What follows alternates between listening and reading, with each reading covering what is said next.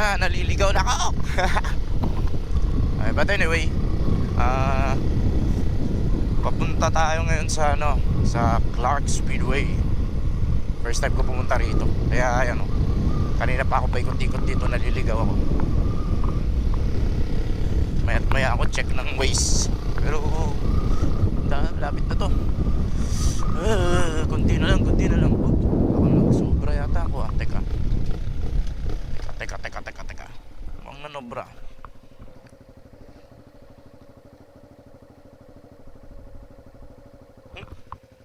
Saan yun? Ayun. Ito lang pala. Damn. Shush. Mariaw ship. Atras. Walang event. Atras. Sana hindi sarado. Ito pala yun.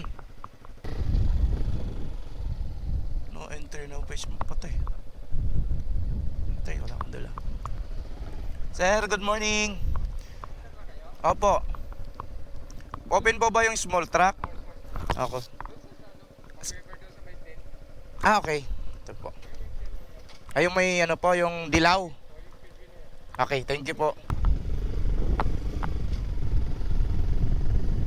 Tahimik.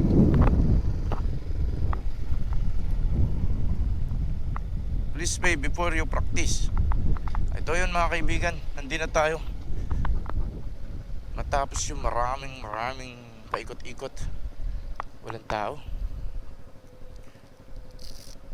Ayun, merong mga nakapasok. Ayun.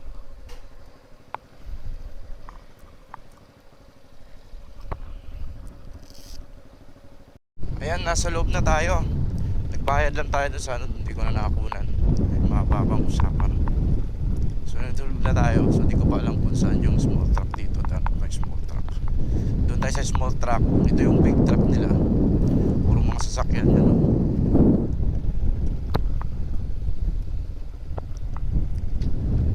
Ito yata yung small truck nila. Ayun, ito yata yung small truck nila. Welcome to Clark Speedway.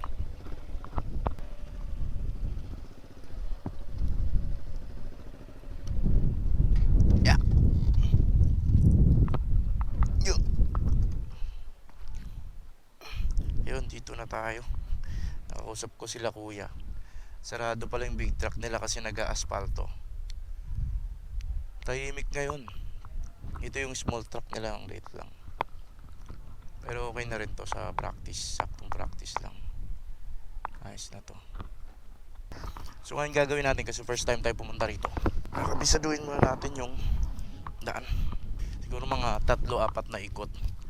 Dahan-dahan para makabisado yung truck. Tapos saka na tayo yung banking all the way. Tapos dito yata yung labas mamaya. So nakikita nyo, andito tayo sa small truck, in which ang naglalaro dito sa kadalasan is yan yung mga go-kart. Pero as per naman, pwede naman daw ay 300 below cc na motor dito. Bukan natin. So since to bago pa tayo dito, kakabisaduhin muna natin yung truck nila. Hindi muna tayo magpa-banking all the way. Ito practice lang naman to, pumunta dito para hindi mag-practice tayo.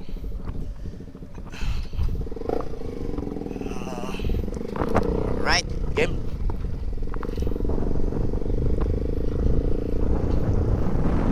Ito yung exit. Ayan. Bago pa tayo dito sa truck na to, kakapasok ko lang. First time ako pumunta rito, yun, gagawin natin. Yung maliit lang talaga siya, sobrang liit niya. Ayan, So, ay, medyo masikip na sa akin yung suit ko, Kakabisaduhin na lang muna natin yung pa-kurba-kurba niya. Ayan,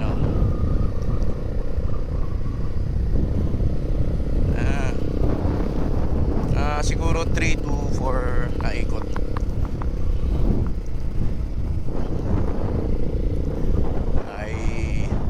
May C siya dito.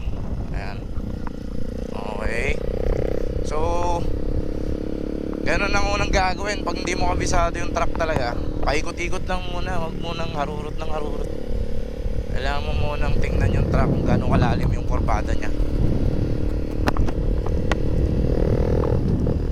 A few moments later.